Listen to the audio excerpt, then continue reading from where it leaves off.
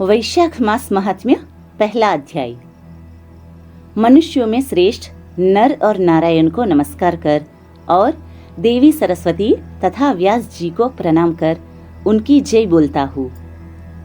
सूत जी बोले, परमेष्ठी ब्रह्मा के पुत्र नारद जी से राजा अम्बरीश ने पवित्र वैशाख मास का महात्म्य पूछा। राजा अम्बरीश बोले, हे ब्रह्मन, जो संपूर्ण महीनों के महात्म्य वर्णन किए वह मैंने अच्छी तरह से सुने। सभी महीनों में वैशाख मास श्रेष्ठ है, अतः वैशाख का महात्म्य विस्तार से कहिए, मुझे वह सुनने की इच्छा है। यह मास विष्णु भगवान को प्यारा क्यों है और इसमें कौन कौन से धर्म कार्य उन्हें क्यों प्रिय है?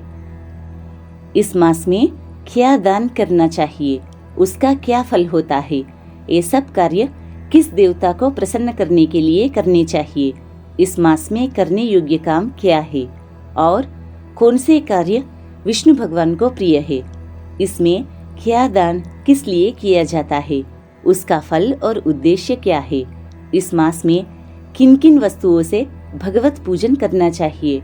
हे नारद, यह सब मुझे विस्तार से सुनाइए, मैं श्रद्धा से सुनूंगा।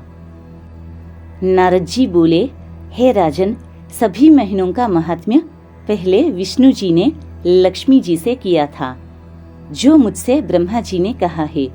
सब महीनों में कार्तिक, माघ और वैशाख मास श्रेष्ठ है। इन तीनों में भी वैशाख मास सबसे श्रेष्ठ माना गया है। यह महीना माता के समान सब जीवों को अभीष्ट फल देने वाला है।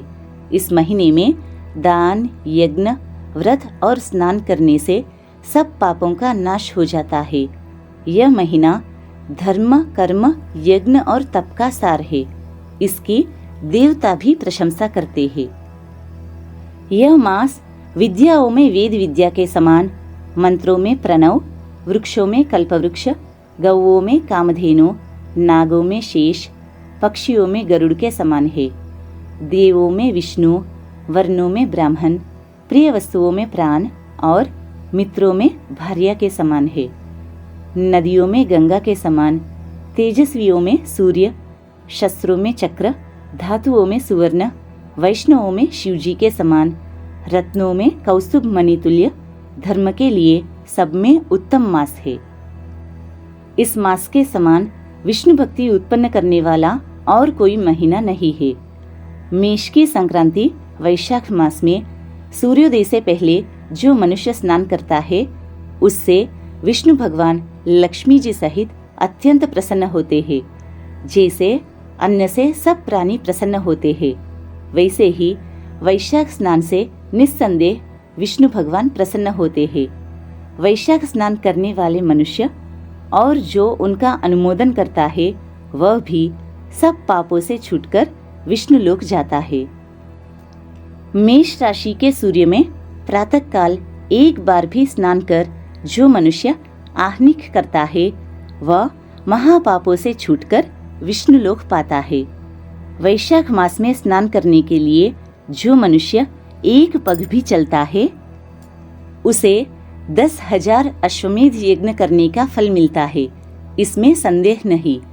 या एकाग्र चित्त हो जो ऐसा संकल्प भी करता है, उसे भी निस्संदेह 100 यज्ञ का पुण्य मिलता है। वैशाख स्नान के लिए धनुष बराबर भी जो मनुष्य चलता है, वह संसार के बंधनों से छूटकर वैकुंठ धाम को जाता है। ब्रह्मांड भर में जितने तीर्थ है, हे राजेंद्र, वे सब नगर बाहर के थोड़े से जल में भी रहते हैं। अर्थात वैशाख मास में स्नान के लिए किसी तीर्थ में न जा सके तो नगर के बाहर किसी जलाशय में स्नान करना चाहिए। यम की आज्ञा से शास्त्रों में लिखे पाप उसी समय तक गरजते हैं जब तक मनुष्य वैशाख स्नान नहीं करता। हे राजन, विष्णु भगवान की आज्ञा से वैशाख मास में तीर्थ आदि के अधिष्ठाता देवता सूर्योदय से 6 घड़ी तक जल के बाहर मनुष्यों के हित के लिए ठहरते हैं। हे राजेंद्र, उस समय तक भी जो लोग स्नान के लिए नहीं आते, वे उनको दारुण शाप दे अपने स्थान को चले जाते हैं। इसलिए वैशाख स्नान अवश्य करना चाहिए।